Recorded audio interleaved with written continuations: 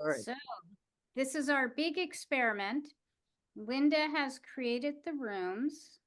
Some people have already been moved there, but because we have a shorter amount of time for room creation, not everyone will go automatically.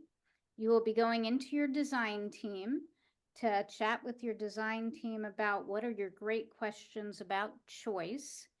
And you are self-determining. When Lynda has those rooms open, you can go into where it says breakout rooms, which will be it'll either show up saying that on the bottom of your screen, or it'll show up saying more if you're on a laptop or a desktop. And you can click on the more and then find where it says breakout rooms. And you go in there, you just find your organization. There'll be a little blue button next to your organization that says join. You hit on the button and you join your room. And if you have any problems, Lynda and I will help you get there. Okay? Any questions? Everybody good? Welcome back, everyone. I hope you had great discussions. If people have anything they want to share from their discussions around choice, that would be awesome. You could write it in the chat.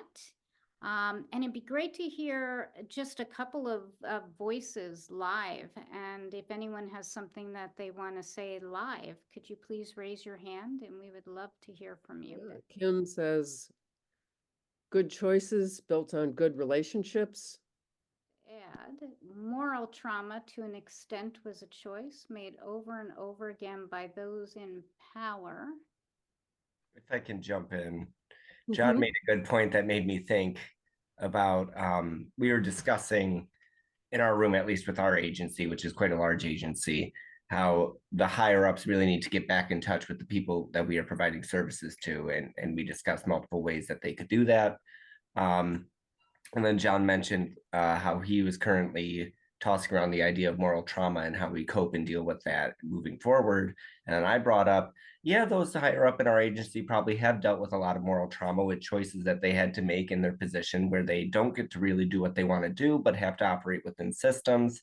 And then my final thought on that was, however, those are choices made by those people. They have agency and autonomy in their lives, and they kind of chose to continue to make those moral choices where there really wasn't a winning choice. So I just felt like I needed to finish that thought. Okay.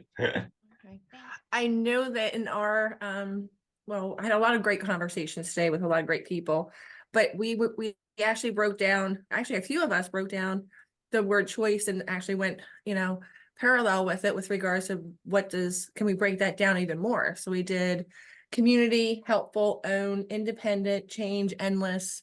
And unfortunately I didn't get Alice's from her, but I know that we were just looking at different ways to look at just the word and break it down, and how we could get inspiration from using more words.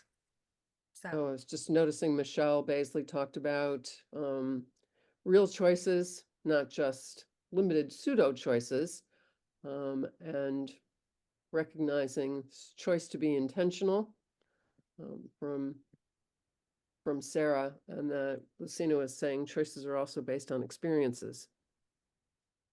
Sandy. I've been very quiet this time, but I wanted to share because I did go through and capture from each place that I had a chance to visit. Wonderful conversations today. And it kind of made a little drawing. It's bad, but it's just something that I could follow. And I just put in it, it's like what goes together is choice and responsibility. It invites and creates, and it opens up space for growth, disappointment sometimes, an opportunity to readjust, partnerships, more growth, to feel a place to feel comfortable in the occasional pause. It opens up a space for curiosity in many ways. Our possibilities are endless when we live in choice.